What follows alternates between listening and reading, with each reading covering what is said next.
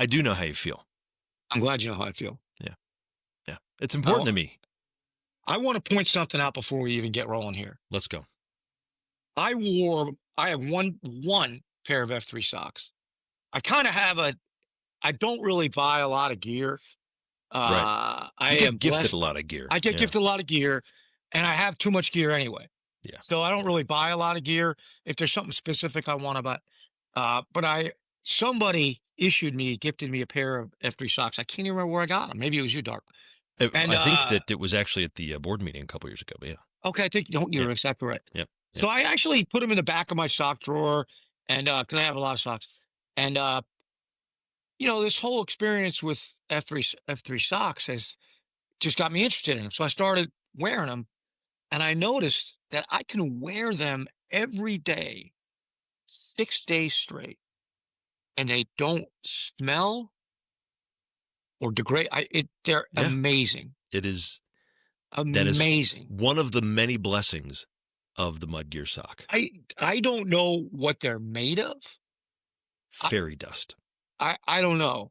I don't know. But I was wearing capsaicin, right? It was what? Yeah, that's right. No, I think we've been through colostrum or something. I was wearing them. I was wearing them last week, and a stranger saw me. Yeah. A non-F3 sock. Hey, where'd you get those socks? And I said, these are F3 socks. And he goes, where are they available? And I told him. And he's like, man, they just look incredible. I'm like, yeah.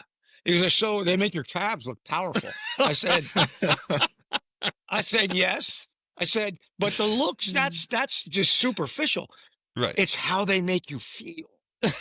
Well, like I said, it's very important to me. Right. This is like 6:15 in the morning. This guy goes, look, I'd love to continue talking to you, but I feel like I got to get to the house and place an order for F3 socks as quickly as I can. So you say it was F3gear.com? Is that what you said? F3gear.com. Yeah. And there's my story. It's just incredible. And I'm hoping somebody buys and issues me a second pair, although I don't think I'll need them.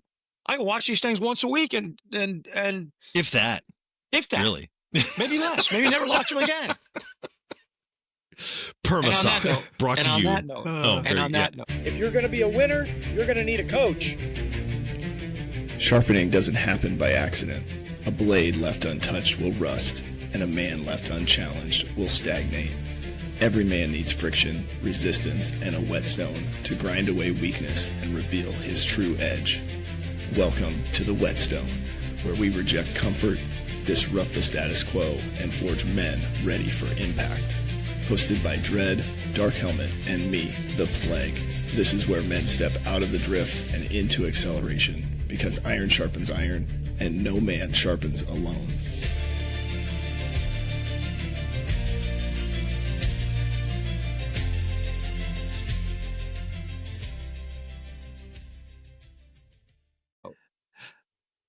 And we're back. We're back.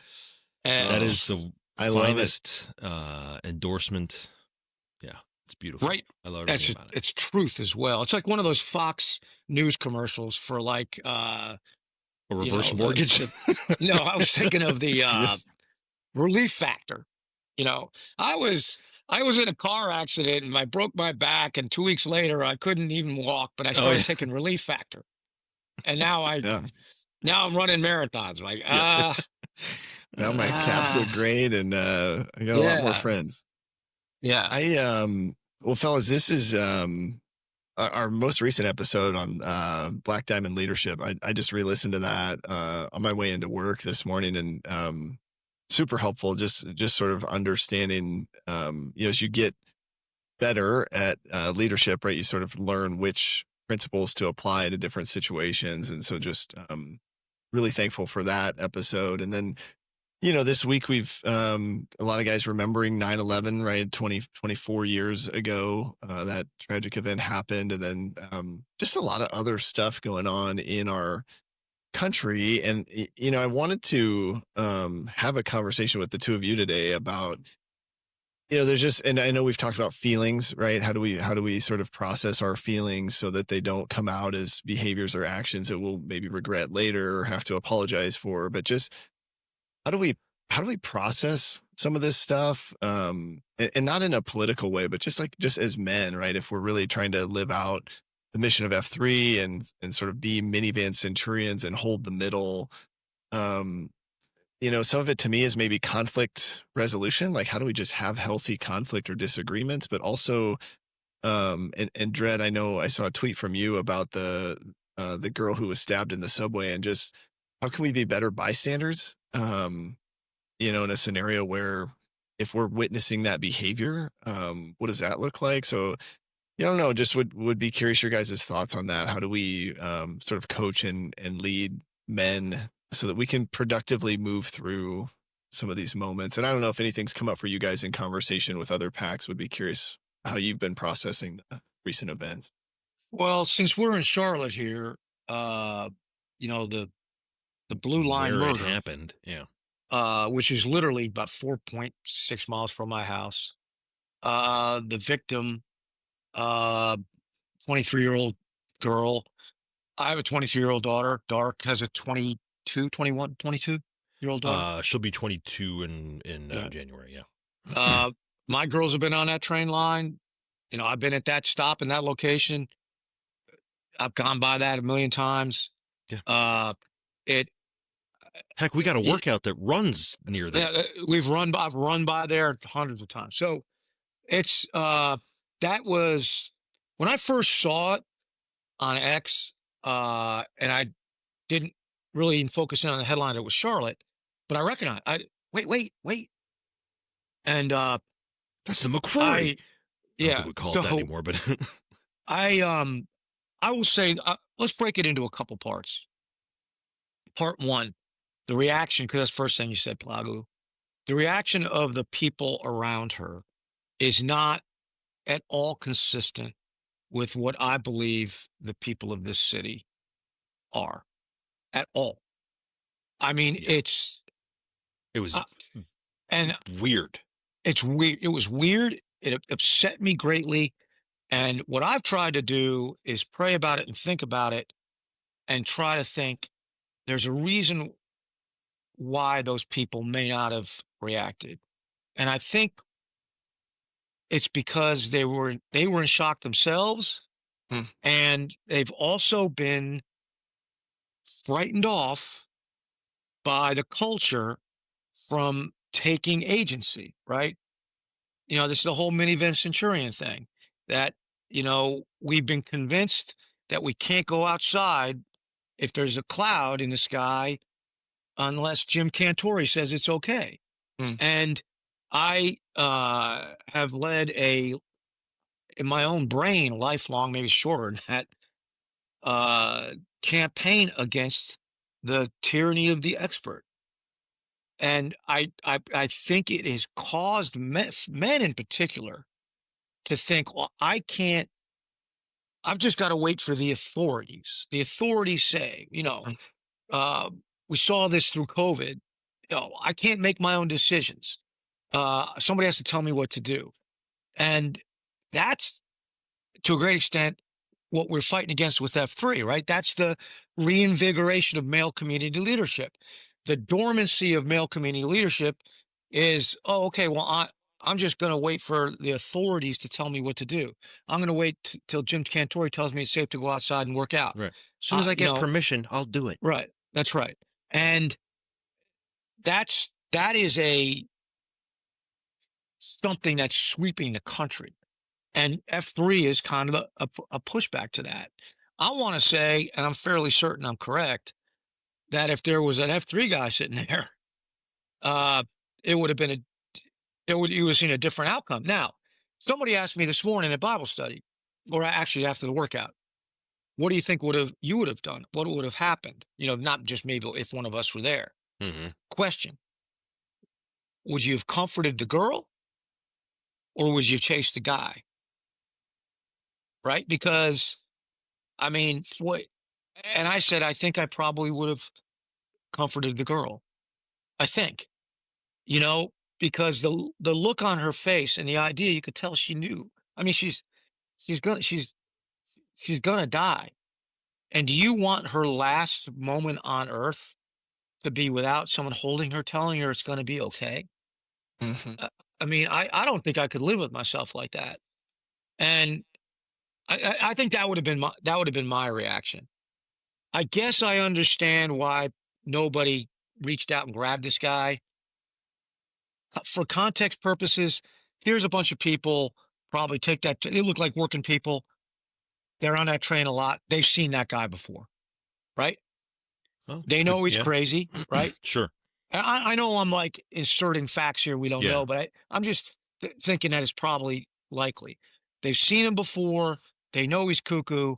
They don't really see what happened, right? I'm trying to see it in the best possible light. I hear you. I hear you. I don't know. I don't know if I'm not trying to, push back, as the kids say, or anything No, like that. feel free. But I think that I look, and now I've watched a couple of different, clips, right? And I don't totally remember what time of day it was, but I don't recall exactly what happened right afterward. Like, did this guy get off the train, or was he still on there? I can't recall. But he walks up to the front of the train. That's what I thought, that he just sort of like yeah. And starts talking to somebody up there and says something like, "I got that white girl," and something like that. and like something like, and so I say to myself, who else was he going to stab? Now, he didn't, as it turns out. Right. But I think my first reaction is, this is the threat. And the other part of it is like, dude, let's pretend that I did see that guy every day. Then I'm going to be that much more vigilant, knowing that this guy's nuts as to what might be happening. I'm probably watching that guy all the time. But Dredd, now, and I don't know if this is the right answer or the wrong answer, I just know what I do, right? And that is, it's funny because Maximus and I talk about this a lot, right? In our, in Shield Lock and different things, is like, there's something, and I don't know where it came from exactly, but there's something like, anytime there is a group of more than 3 people that I don't know, I'm just constantly watching. It's that whole sheets ready idea. It's that whole, it's that situational awareness, right? So and we're trained to do that through our workouts and our interactions. We're trained to do that. Yeah. I was in the balcony of my church last year, and this kind of odd dude. I saw him through the windows outside, and he ends up walking in, comes up at the balcony, and goes to the front of the balcony in the corner. So I'm like in the 3rd or 4th row back on the other side. Mm-hmm. And he was carrying this bag, and I'd never seen him before, and he's fidgety, and I'm just watching this dude, right? And he opens up his bag, and I said, in my mind, I said, okay. Here, something. I leaned forward, and I said, I started charting my path. Okay, I just thought it through. Kind of like when you're playing baseball, this guy on first, guy on second, 2 outs. What do I do if it's grounded? I think through. I said, if he pulls out anything that looks like a weapon, I'm going right through there. I'm going to charge him. I'm going to hit him with my shoulder. Right. So I started charting it through. As I'm doing that, I look at the path between me and him, and I see Titan, F3's Titan, who is just a jack stud. Who probably also was getting up. And well, no, that's the point. Oh. He's leaned forward just like that. And I realized that he was doing exactly what I was doing. Yeah. And of course he is. This kid's digging in his bag, and he pulls out this big Bible and opens it up and stayed there for like 10 minutes, closes the Bible, puts it, and leaves. So, I don't know. There's something that wasn't quite right about this guy, one way or the other. Right. But I said to Titan I said, were you watching that kid? He goes, yeah, I saw him outside. And so our church is probably, 25% F3 guys. And we have a security guard, a hired security guard who's armed, young kid, right? Private security guard, whacking hut or whatever. Yeah. But there's no doubt in my mind that if somebody entered into that church and pulled out a weapon, brandished a weapon or whatever he did, there would be... He'd have been swarmed. He'd be swarmed. Because it's Freedom Park. It's Freedom Park. It's the daddies, baby. It's this mindset right here. So if I go into a restaurant with my wife, she knows that if we go sit down and she sits in the seat, you're going to tell me the same thing. Yep. Would put my back to the door. She knows I'm going to say, I need to switch. Yeah. Do you mind if most of the time she remembers. Yeah. Most of the time she remembers. It's so funny you say that. I just literally this just happened in Utah. And, when we were, or actually it was Idaho, and my wife starts to sit down and I said, sweetheart, what do I always tell you about a good cowboy? And she's like, "Oh, I'm so sorry," and then we we switch spots. Yeah. Because we're minivan centurions, right? So love and protect our family, be an asset. That is on. But see, that's a mindset. That's the warrior mindset. Do you remember? And now I'm not going to tell every guy in F3 that he has to do that, right? I get that we're not all wired the same, right? I get that. But I got to tell you, I think for you to be a virtuous leader, you can do that the whole time. You think switching? Yeah, because I'm afraid. Okay, someone's going to tune in and see the Georgia hat. Someone's going to tune in and see the Tennessee. We got Georgia, Tennessee on Saturday. I've got a Georgia kid. I know. I got a Tennessee kid. Why don't you just put them both on? I had a Tennessee guys hit me on Slack. They're like, "Oh, your daughter's a Tennessee. You're coming to get." I'm like, I got. You're like, yeah. I got to be. I'm like, I got to be a man for all seasons here, Dark. I understand. No, I got no problem with it. But do you remember? But I think for you to be a virtuous leader, and maybe, I think you need to be pushing yourself to the limit of what you. To your limit on that kind of a thing of what love and protect could possibly mean, right? And it was funny because as you were describing that, the kid in the balcony. Do you remember? This was years and years ago. Do you remember? We came out of your office one day, and there was some guy. Do you remember this? Rifling in the back of his whatever Subaru or something. I do remember that. Yeah, do you remember that? And he goes into the Chipotle, and as he's like, we both looked at that guy and we were like, that's weird. Something off. Yeah. Yeah. And so Dredd and he was like, let's just hang here a second. And so we stood at the back of my truck, just right next to this guy for, probably 5 minutes while he was rifling around back there. And then he put on some kind of vest or something. Remember that? Yeah. Yeah, I do. And we were like, this could go bad. And Dredd goes, well, there's usually cops around here. He goes, maybe there'll be but anyway, long story longer is, we kind of, Dredd's kind of looking in the back of the vehicle, and I said, I think I'm just going to go in and pretend to be on the phone, and just watch and see what's going on here, right? And the guy was not right, and he went in and he said a couple things to the people there or whatever, but then he left and nothing happened. But but do you remember? That's so funny. I don't know. I remembered that, but for all we know, that kid in church was up to something. Could have been, and he felt those eyeballs on the back of his neck. Like, I'm out of here. He's like, yeah, I better get out of here. I'm not going to get, because these crazy people, they look for vulnerabilities. And if you look at that Blue Line video, that girl, she's apparently came off a shift. She worked, hard work it's night, and she's looking at her phone. She thinks she's going home. She thinks she's going home. She's not paying attention. It's not racial profiling. That guy is threatening, regardless of his race. I think anybody sitting in that seat would have been right. And I train my kids is it's not the idea of treating people fairly. What we do as Americans and Christians is not a suicide pact. It doesn't mean that you have to ignore all the signals you're getting that you might be in danger. You don't have to ignore that. And you're far better having to apologize to somebody than you are getting killed by somebody. Yeah. And that's just the way it is. And it wasn't this guy's race. It was his whole demeanor, right? His clothing, everything and the way about that dude was not right. Right. He was obviously threatening. And it's weird that all these people are desensitized to it. And if you notice it, they're all looking at their phones. That's another thing. They're all sitting there looking at their phones. She was looking at her phone, distracted, no situational awareness, not thinking at all where she is. I'll say it's a great privilege to live in a country, in a city that's so safe that you don't have to worry about it. But it doesn't matter where you are. There's always a potential threat. And that part of it is something that we can train people to be aware of. And to your point, like through the workouts and things like that, by subjecting yourself to little bits of chaos and by having to be aware of what's happening around you. Are there cars coming? Are there trip hazards? Are the, there's some of that just starts happening inside you. Right.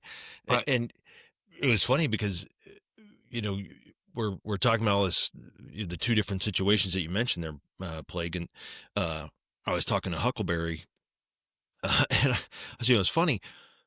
I was on Labor Day. I was in Lehi, Utah, leading the men of F3 Salt Lake in a workout, which is roughly 15-ish minutes from the Wow, UVU. really?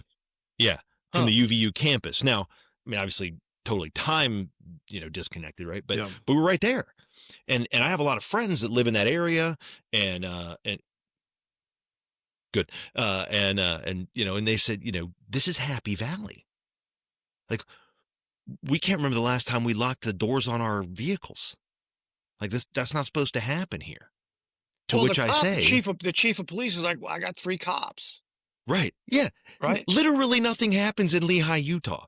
Like it's Right. 90-something% members of the Church of Jesus Christ Latter-day Saints, some of the most friendly and kind and neighborhood and community-minded people on the planet, right? We would never dream that some kid, would have been radicalized in some way in order to do that.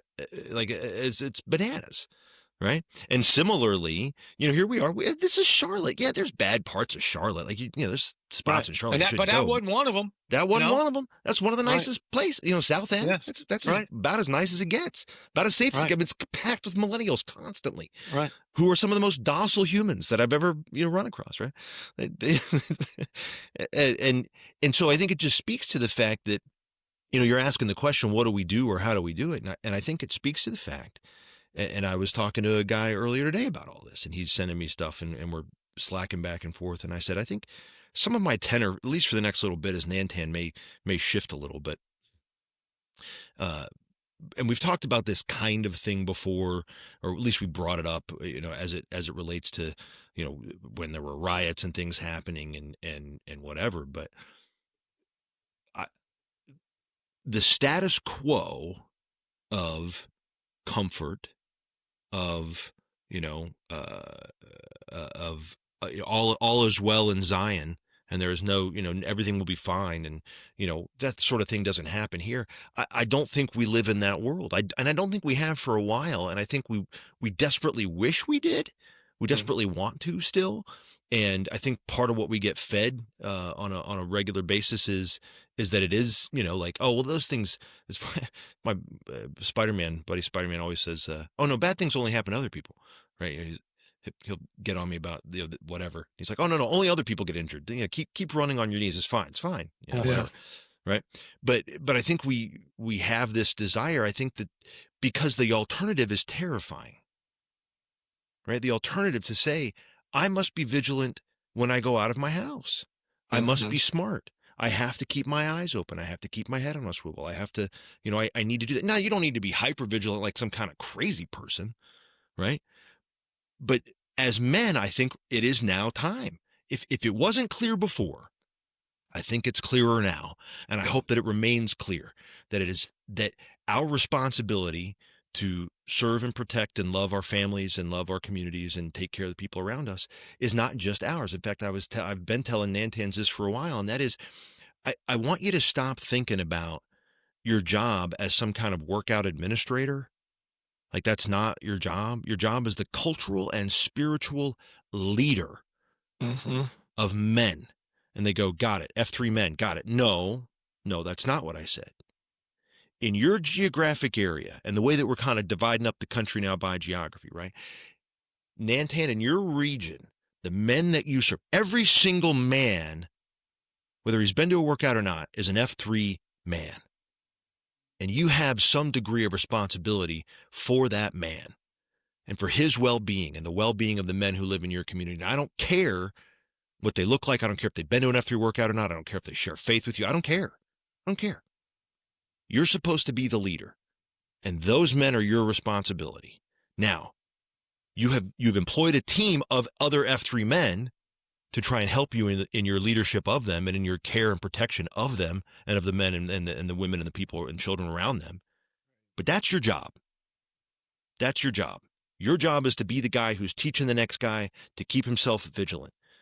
Your job is to teach the next guy to keep himself wholly and completely focused on serving his wife, then his kids, then his shield lock, then his Whetstone, and and so on, right? Because I was talking to U-Haul this morning. I bet I'm talking to a lot of guys apparently lately, right? And he jokingly said, "Hey, what if we changed the new motto of F3 is we'll get you in shape for your second marriage?" And I said, "That's not good," because he knows of 3-4 guys of his buddies, right, friends of his, that are getting divorced because we're not doing the things that we're supposed to be doing. And I find myself, and I know I'm getting fired up, and I kind of half don't apologize, but like, enough is enough. Enough is enough. We cannot continue to offload our responsibility, offload our agency, offload our decision making. When Dredd said, right, "I am that West Memphis somebody," right? I don't know what we thought he meant, that you're that somebody. I don't know what we thought he meant, but, and I don't know how he could have explained it any more clearly. Maybe this is the first time you're hearing that. And if it is, I'm sorry that this is the first time you're hearing it, but help is not coming. Mm-hmm. Right? You're the help. Period. Yeah, it's what's fascinating to me, right, is because if we don't, right, take that as our mission, then the cycle perpetuates, right? Then my kids never learn the right way. And when I think about this stuff with Charlie Kirk, and the irony of it, right, is like social media, and you see everything that's making it a political battle, but it's really, in my opinion, got nothing to do with politics, right? It's just this fundamental, the learned behavior of when somebody else has a different opinion or something we don't like, we don't know how to handle that. And so, in the marriage example, right, if my wife doesn't like doing things the way I want them done, or, if we're not making each other happy, then we leave, right? Or if somebody else doesn't, agree with what I think is right, then I shoot them, and there's just this fundamental, like, we've lost our ability in some way to just to have healthy debates and arguments. And that's what, I was, we can't even telling drive down the road. Right. Yeah. Well, what's the to me it's not political. It's religious in it, but I would also say that there is what is masquerading as a political belief is actually a religion. Mm. Well, And you've tweeted that many times, right? If you can't yeah. explain your belief system without invoking politics, then politics is your belief system. Politics is your belief system. And Yeah. and the problem with that belief system, let's just call it belief system, because then don't call it religion. It makes people uncomfortable. It's a belief in statism, a belief in the power of the state, investing the state with power, subordinating the individual will to the state. That has no limiting principles whatsoever. There's nothing that limits it. There was a reason why at the end of World War II, the Germans who could were fleeing towards the Americans, away from the Soviets. And it wasn't because we weren't just as fierce on the battlefield. It's because they knew that America has limiting principles. That, you're in danger. The leading edge of both armies is comprised of men who've been fighting and fighting and fighting. And I think a great movie that depicts it, if you've ever seen Fury with Brad Pitt. Brad Pitt's so good. It's such a great movie. Like, for a former soldier, you look at military movies and you're like, is it realistic? Like the depiction of how soldiers interact, like Saving Private Ryan, really good. Fury is another one that's just really good. I knew guys like the Brad Pitt's character, that are morally compromised because everybody is. Because it's war. It's war. So anyway, they still instinctively knew that their safest and best bet was to run to the Americans. Not saying that there weren't atrocities that the Americans did, but a 40-man group of Americans you have a heck of a higher degree chance of likelihood of encountering men in there who have limiting principles, Yeah. morally compromised or not. Whereas Soviet Union is godless, and they were out there to punish the Germans, and there wasn't anybody with any reason to say no. See, that's the thing. It's easy when you're warm and fat and happy to talk about brotherhood and comrade, blah blah blah. Yeah. But when you've been in battle and you're fighting and you've seen your buddy's head blown off, right? And then now you are encountering the civilians who are unprotected. Think about the temptation to take it out on them, raping them, killing them, doing whatever. And the only restraint until, the rear echelons catch up to the guys in the front is the individual moral fiber, the ethical limiting principles of those men and the small unit leaders. The the officers are 22 years old. The non-commissioned officers are 27 years, and they've been in battle for 3 years. And yet the stories of atrocities by the Americans so far less. You don't see pictures of the Soviets freeing concentration camps and caring for the Jews who were tortured there. You see those pictures of Americans doing that. You see pictures of Americans with tears rolling down their face. So what I believe is just kind of a long spin up to what I believe is that I believe that the enemy, somebody asked me this on Twitter today, who's the enemy, right? If the enemy to me is that force in the world and its agents who are bound and determined to frustrate God's plan of reconciliation and transformation. Reconciliation of man to him and transformation into us into versions of his son. That's the Christian perspective, reconciliation and transformation. And for a man to be missional, he must be an active participant in that plan. Mm. And that plan is a direct affront to the splitter, to the devil, to the evil one, who will do anything to frustrate it. That's the spiritual side. Now, America, as a godly nation, has been established and consecrated, set aside for holy purposes by God to facilitate that plan. That's why we are here. That's why we exist. That is what freedom is for. That is freedom is for. I told the men this yesterday after we did our little prayer. We're talking about 9/11. I said, men, this is why you have to study and understand what you believe and emblazing it in your brain and your heart in its most simple components so that you can draw from it in periods of high stress and limited visibility.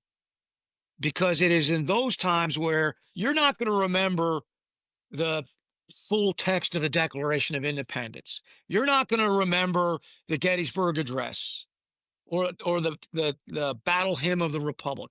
All right, so you're not going to do that. You need to remember this. All men are created equal. Full stop. That's the base premise, right? We have certain inalienable rights that come from God, not from governance. Life, liberty, pursuit of happiness. Inalienable meaning we're born with them, they're bestowed upon us from God, can't be taken away. A standing U.S. senator from the state of Virginia the other day on the Senate floor said he thought it was crazy to think that our rights come from God and not the government. And of course, men are standing back, what? How could you possibly not understand the most basic premise of who we are and what we do? He either doesn't understand it or is hostile to it. At the end of the day, it doesn't matter. So, men, bear that in mind. Have that written on your heart. When you're running through obstacles and you can't see very well and you're high stress, you're not going to remember all the high sounding principles. You're going to remember the basics. The basics. All men are created equal, full stop. Life, liberty, pursuit of happiness. Nobody gets to take that away. Now, you couple that with what we believe as Christians, since the three of us are Christians, and many of the men are. Put nothing before God. Nothing. idolize nothing. Love your neighbor as yourself. And when that stone was rolled away from the tomb, it was empty. It was Period. empty. It was empty, period. If that's all you can remember, right? Yeah. And if that's all you got, and you can't cite scripture, you can't tell Doesn't matter. It You can doesn't get to matter. those three. Right. Yeah. Hang on to those things, because when we're in the battle and we're tempted, as we will be, to act as if we're on the other side, to let our masculine strength, courage, and commitment, our desire that's engrafted in our hearts as men to love and protect and serve, that's there, the righteous anger that we feel, cause us to violate one of those, I guess, 6 things that I named, to say, I'm going to kill that SOB because he's subhuman. He's part of that. I'm going to mistreat this guy. I'm going to take a prisoner. I'm going to mistreat him, right? I'm going to do that. Or, any of those things that we say that are inviolate, that you're going to do. Because once you do that, it's one of the Nietzsche quotes I like, which is, careful when you stare into the abyss that you don't become part of it. It's careful, when you're looking at the thing you hate and fighting the thing you hate, not to become part of it. Because I have actually much more optimism than most people, even in the face of these terrible tragedies that are, because I believe that everything is happening in conformity with God's purpose and of his will. So I'm not worried about that. I know that the ultimate battle is already won. What I'm worried about is losing any swinging dick along the way, because that's why God's patience is so long, so that all these people out there who have not yet had the chance to repent and turn back to righteousness get their full and complete opportunity to do so. And if I fail to maintain the discipline that I have to maintain as a centurion, then I might miss that opportunity to do the right thing. If I think that the way to close with and destroy the enemy is to kill somebody who's under the dominion of the evil one, that's not it, right? That's the wrong idea. Our battle is not against flesh and blood. It's rulers, authorities, and principalities of darkness, of evil in the heavenly realms. That's our battle. And though that battle is not fought with manly weapons of war that man produced, it's fought with spiritual weapons. Charlie Kirk will bring more people to Christ through his death, in my opinion, 100%. than he ever would have, but through continuing to speak. And I think you're already that. seeing it happen. I think you're already seeing it happen. Different things that I'm seeing out there, right? I agree. Just want to reinforce something that you said.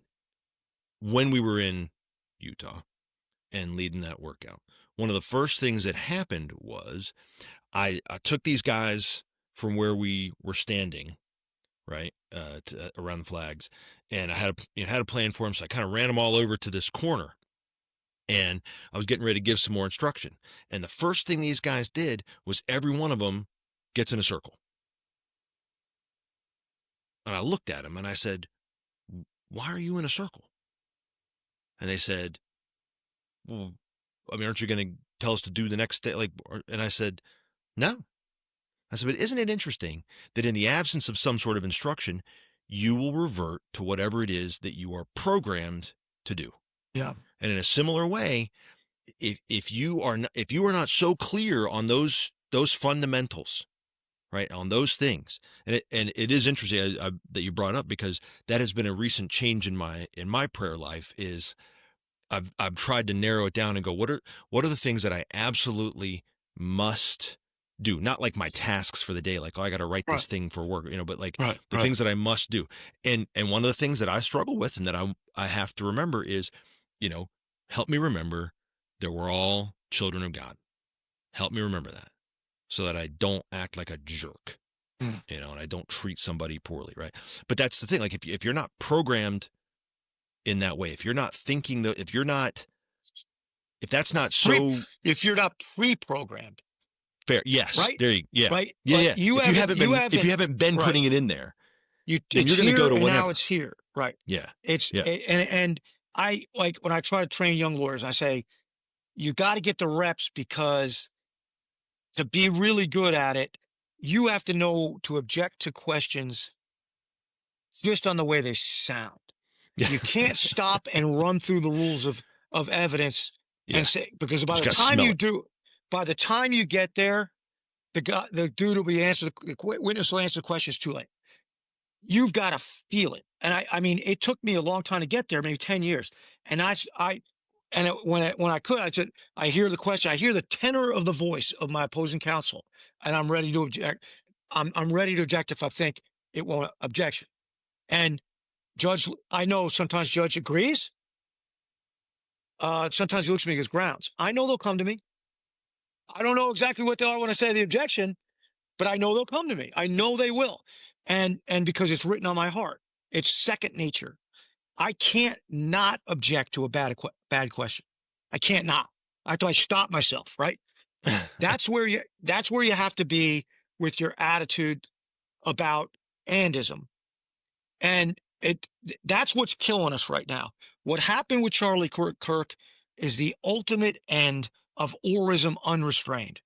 So Or-ism being, Let's say, if you you either haven't heard this agree with before, me, tell them. yeah, you either agree with me or you are fill in a blank dirty name, right? And the most common dirty name that got thrown at him, as I understand it, and is Nazi. I would say probably Is Nazi. Nazi. Yeah. Is Nazi. Nazi. Or, you want to kill people. Your words are all that stuff, right? Hater, whatever they said, right? Not a disagreement on the merits, not a substantive debate on the merits, simply a branding, a verbal branding of you are lesser than, Well, a judgmental branding. Now, because then if you're a Nazi, there's nothing that I can be restrained to do, because that's the. I mean, that's right. I should So be allowed to shoot. Right. It's like I should be allowed to. It starts with, so if you look at the rise of Hitler, he didn't open up Auschwitz in 1932. He started with branding the Jews, blaming them for the loss of World War I and an international conspiracy to deprive Germans of their rightful stuff and their money. He started just constant hatred and branding them. So by the time he said, okay, now we're going to move from the verbal branding to Kristallnacht, we're going to destroy your private property. Now we're going to destroy your stores. We're going to burn your synagogues. We're going to do all that. Okay, that was the second step. Once he'd done that, it was an easy step to physical violence. Now it's okay to beat you. Now it's okay to force you to wear different clothes. Now it's okay to hit you, right? And then finally, it's okay to herd you into cattle cars, take you to concentration camps, and kill you. That's where Or-ism always starts, and Or-ism is always the tool of the statist. Always. They always have to create an oppressor and a victim and energize the victim to give permission to destroy the oppressor. Always and ever. Soviet Union was the same. Nazi Germany was the same. French Revolution was the same. And we're seeing it now with the goo. It's the same thing. And so you ask yourself, where do we stand as centurions on that? Right? So where do we stand? How do we fight that? The first thing and foremost thing is to realize that we are in fact at war. That we are on the battlefield right now.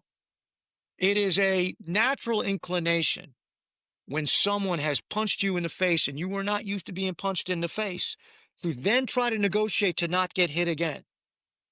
And I would say, once you've been punched in the face, there's no point in negotiating now. Your adversary has disclosed to you his intentions. But it is a natural thing.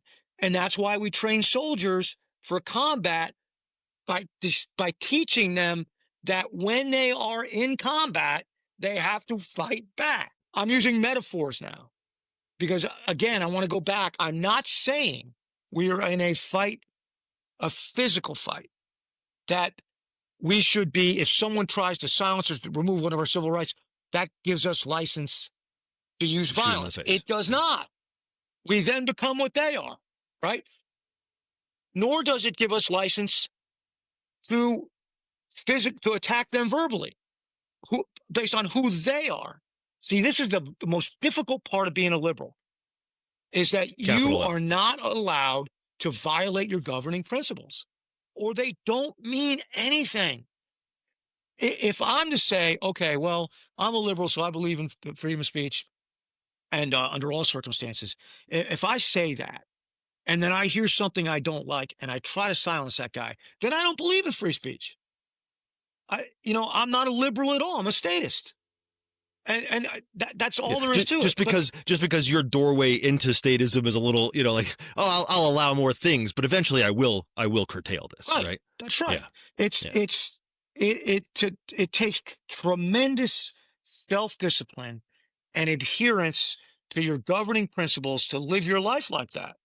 And think about how difficult it is to not want to fire back and say, oh, well, you're a statist SOB and you're just a hater. Okay, you really want to do that. I was having this discussion today with a Blade, and we started talking about, well, I hear guys say, well, Jesus did that. No, he didn't. Jesus told the Pharisees, your whitewashed tombs, all that stuff. Yeah. And I said, okay, let's take that up. Jesus did that. He said these things to the Pharisees. There's 3 things I have to walk through to be able to say, can I do likewise? First of all, Jesus was God. Is God. That's what I was going to say. Right? Jesus is the Son of God. Yeah. Right. He's Son of God. Ahead. Yeah. And because he is, he knows not just what he has heard, he knows what's in the head of the other person. So when he's sitting there having dinner with a Pharisee, and the Pharisee's thinking, if he knew who was washing his feet, he wouldn't let. And he says, why do you think that? When I came here, you didn't even give me water from. You didn't even kiss me. Here's this woman. Here's this woman cleaning my feet with her tears in her hair. Why do you think that? Jesus knew not just what the guy said. He knew the evil that was in the guy's heart. Seems to me that's a distinction, right? Number 2. Jesus's hard words, and they were hard and direct, were always directed to the governance. Always. Always. It was always the governing authorities to whom he was speaking directly and saying he was without first sin, cast the first stone. Misusing their power. Right. Misusing your power. You, who are supposed to be the keepers of the law, Pharisees, you lay all these extra rules on the people, and you don't lift a finger to help them. That's what he said. Third, he was never talking about politics. He was always talking about spirit. He didn't say, oh, let's figure out if the Caesar's right. He was clear to say that part's for Caesar. Yeah, you give Caesar what's Caesar's. Don't worry about that. That's right. Go catch a fish, pull a denarii out of his mouth, and you go pay the temple tax, right? Like every time they tried to draw him into that. All right, so when I am tempted, when you are tempted, if you believe as I do, to fight fire with hot fire, because I'm seeing that out there. It's time we fight fire with fire, right? Well, they said it. We should say the same things. I say, let's run through a couple things, maybe the 3 things. Are we God? Well, no. That disqualifies it right there. They really don't have to go any further, do you? we don't. Well, actually, this morning, the way I said it, let's do it backwards. Third. Fair. You want to fight? Are you firing back on politics or religion? Right? I mean, no, it's politics. Now, I said before, politics are religion in a way, but, if you're firing back on spiritual principalities, spiritual darkness, okay, maybe. But maybe. If you're wading in and saying, these Democrats, whenever I say these Democrats or these Republicans, don't do that. No. You lose. No, don't do that. Okay. The second thing was, are you focusing on the governance, on the power? Most of the time not. No, most of the time you're focusing on a guy in the next cubicle, right? I mean, some helpless freaking tool. I mean, in the sense that he doesn't know any better. and he's Just- being yep. manipulated. Just a cog in But- the wheel, baby. He's just, I hate watching it, but this, the people that are celebrating Charlie Kirk's death, it's demonic, but I feel kind of sorry for him.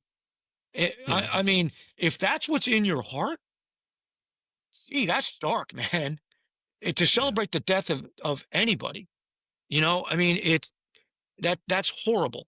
So that's level 2. And then get back to the top level, which is, I mean, we're not, as Christian men, we're not called to be docile in the face of unrighteousness. We're not called to ignore it. We're not called to defend it. We can certainly point out speech and behavior that falls short of what we are to do to be obedient. We not only can we, but we Must. should. We must. We should and must. Yeah. However, we are not called to allow those observations of fact. You said this. This is the rule. That's a gap. Shouldn't do it.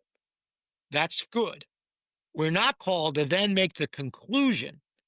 Facts lead to conclusion. And thus you are a horrible person. And thus you are a godless sinner. And thus you, and then that judgment part. Right. And therefore you deserve this horrible thing. Or this horrible Therefore treatment, or you this whatever. deserve everything you get. Because once we do that, we have become the thing in the abyss that we said we were sent in to fight against. We've become indecipherable from it. So the hardest thing on the earth to do, in my mind, but I've seen it, people doing it, is to pray for this deluded, poor kid that shot Charlie Kirk. Is to pray for that knife-wielding guy on the light rail. To pray for him. I find that to be one of the most difficult things on earth to do. Not to be permissive of his behavior. No, not but to excuse pray it in for any him. way. There's one of the leaders of our church said this, and I really think it was, so this is Team Nelson, right? Never let your desire to follow the second commandment overshadow your duty to follow the first. Right. I think I saw that. Did you retweet that? I think I saw it. I may have. I don't remember. Yeah, I saw that. Yeah. Right. So, so you can't be permissive. And so, when we kind of come around to this, and I love everything that you said, Dredd, and I think it's spot on. And I think that when we start looking and going, okay, but practically now what? Right. And from a standpoint of how do I live this out and what do I do? And I think that one of the things that we as F3 men, things that I observe amongst us is, we give a lot of great lip service to this idea of intentionality. Intentionality, maybe societally, maybe in F3, has almost become a denatured word. And I find myself not wanting to use it anymore because I don't think that guys really mean what they say when they say it. They mean, I'll think about the fact that I take my wife on a date before I actually take her on a date. I mean, that is being a little more intentional. Sure, I get, right? You didn't trip and fall and go on a date with your wife. I get it. But what the element that's missing, I think, is really looking and saying, I have full agency. The day that I am about to face, I can create spiritually before I create it physically. And the things that I put in my head, the things that I put in my heart, I think that we run around saying, well, I'm going to be more intentional. I'm going to be more intentional without a real good definition of what that means. And instead, we still continue to be a reactive force. We still continue to be a group of men or a group of people. Again, maybe this is, I'll make it more societally because that's probably more true even, but that we don't create anything. We still just allow something to happen to us and then we react to it. And I have worked very hard and a lot of it under the the mentorship and whetstoning of Dredd, right? To take that and say that is an unacceptable way for a man to live. What is your you tell me your definition of intentional, and I'll tell you mine. Fair. And I will say candidly, I don't know that I have a really good one set out. I just know when I hear it all the time and it just doesn't seem to have a lot of teeth. I react poorly to it. So I would say on the spot, my definition of intentional would be that you have put your bricks down. You know what your bricks are. You've put your bricks down, and when you look at the thing that is before you, you have considered not just how you will proceed, but what are the second and third order effects, where are the things that will go wrong, and you've planned for the eventualities that could come from that, and you act accordingly. I mean, that's about as good as I might be able to get on the spot. I think that's okay. Plagu, you got one? You're and you could say, I don't use the word and I don't believe in it. But if you haven't, it is, I agree with the darkness. It's a ubiquitous word. And guys, I'll see guys, my one word for 2022 is intentional. I'm like, what's your definition of intentional? Because when I one word, I have a definition for it. But I mean, so, and they're like, well, and I'm like, no, I don't. That's why I'm asking. So, but do you have one? I think think before you act, maybe just to simplify it there. But. Okay. Some would call that prudence. Yep. But that's probably good. My definition of intentional is deliberate action in furtherance of specified ends. Mm.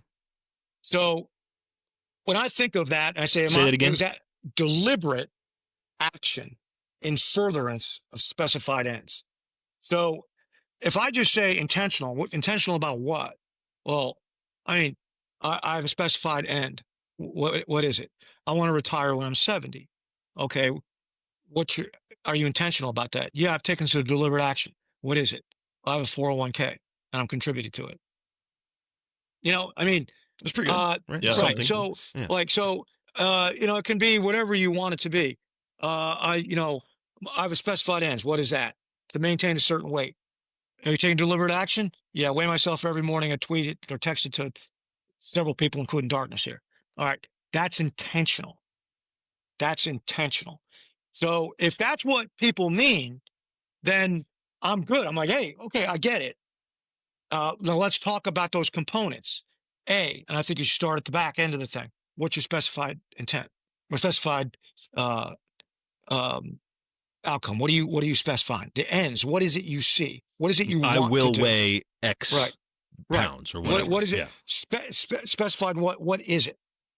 And that's a lot of guys can't say, or they'll say, "Well, I just want everybody to be happy." And I'm like, "Okay, I want to feel healthier." Healthier, right?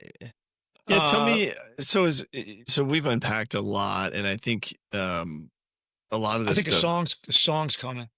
No, hold on. Let him ask the question. Yeah. He's still mulling on that. Because it's interesting, right? So just thinking about the number of different concepts we've combined in just unpacking how we respond to some of these events, right? We talked about the flux, the splitter. We've talked about Andis versus Or-ism. We've talked about minivans and turn. I mean, really the culmination of all these things working together.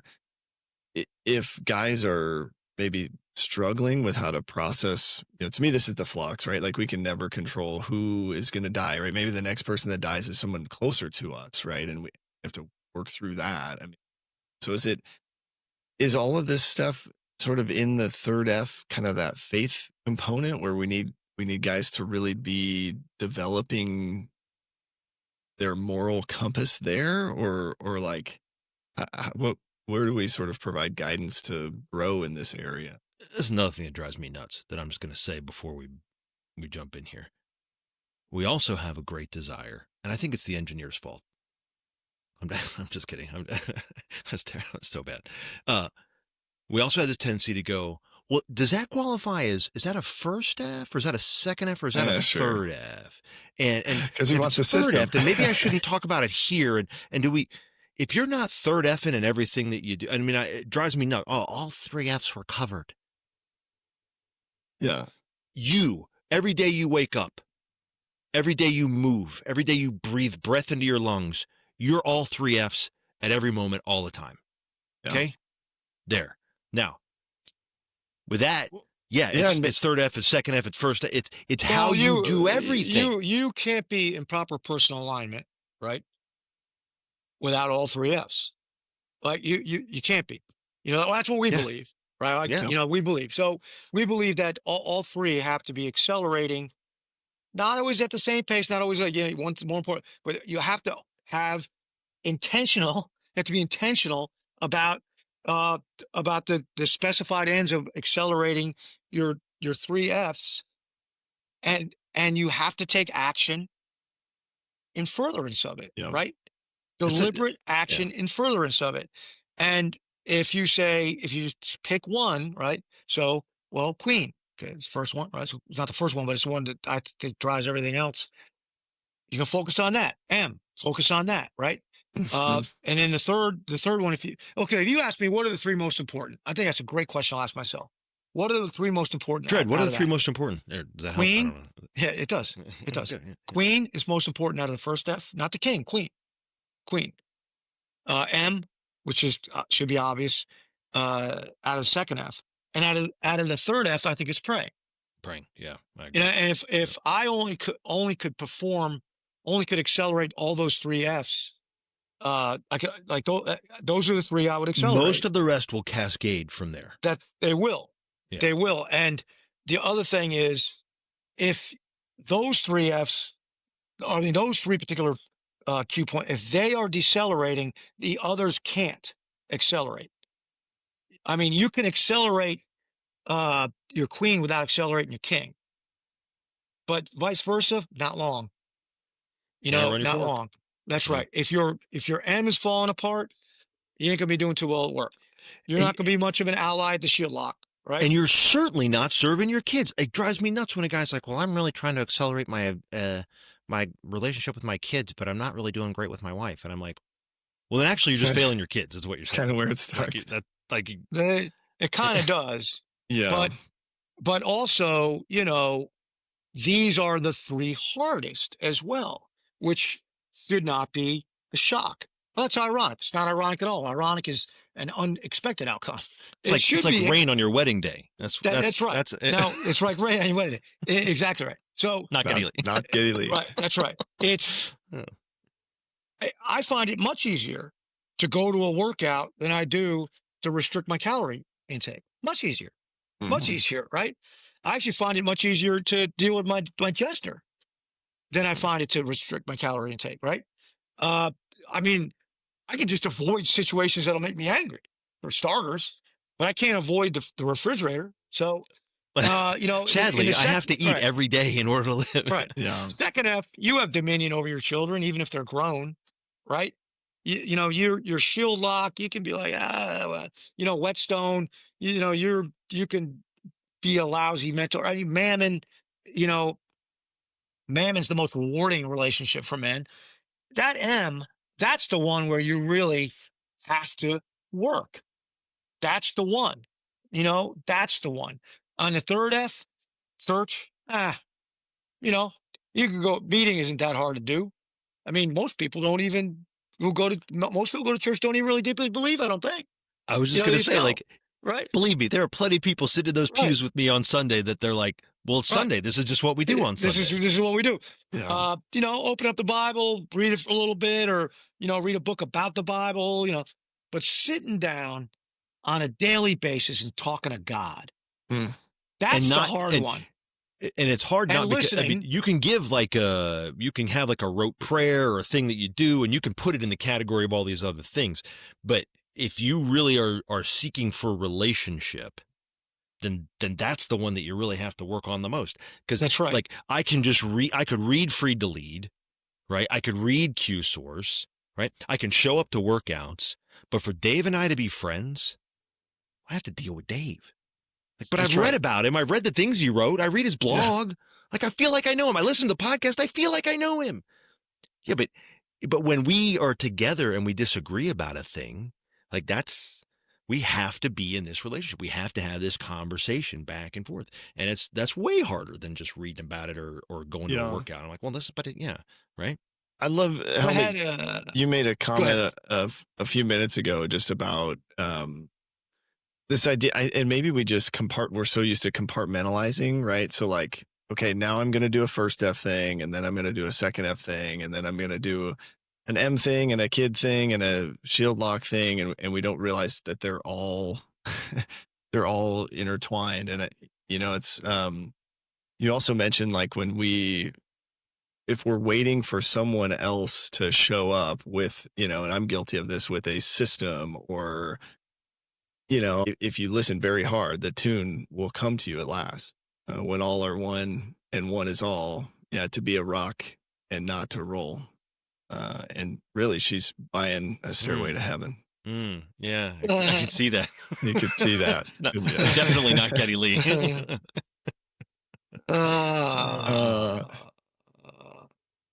But no, I think this is really helpful. I think it also, I think if guys didn't catch it in there, this isn't easy, right? This is why we are not advocating for you to like process the flux on your own. I can't reiterate enough, right? Like I think if anything, we're not intentionally, but just kind of ironically, right? Our conversations continue to lead me to the conclusion that I need more time with my shield lock and with the Whetstone, and just kind of like how all of those relationships continue to kind of feed and grow and pour into each other. I think, I don't know, it's just, so hopefully guys are getting into those relationships, but appreciate you guys helping me to process this. I know, the other thing heavy on my heart, right? It's Suicide Awareness Month in September.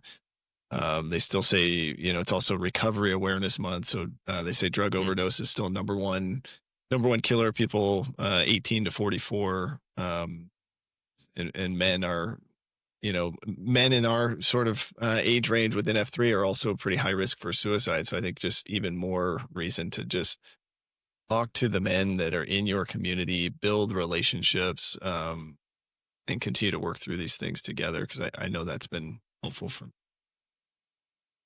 Look, it's real simple. Love each other. Don't wear crappy socks. I mean, yeah.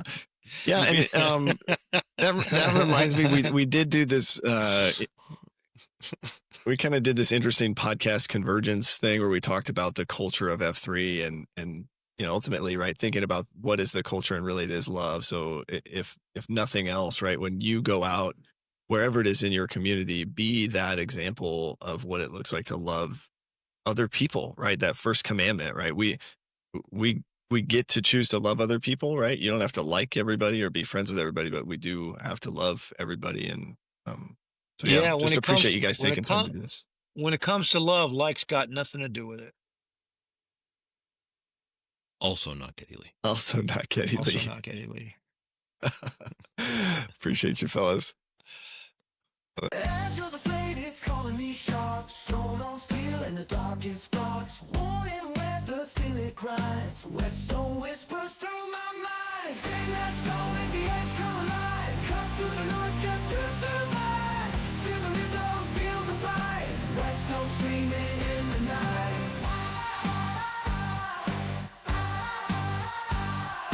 Hands on fire, pushing through the grind. Sweat and sparks leave the past behind. Sharp and ready for the fight ahead. Whetstone house till the hunger's fed.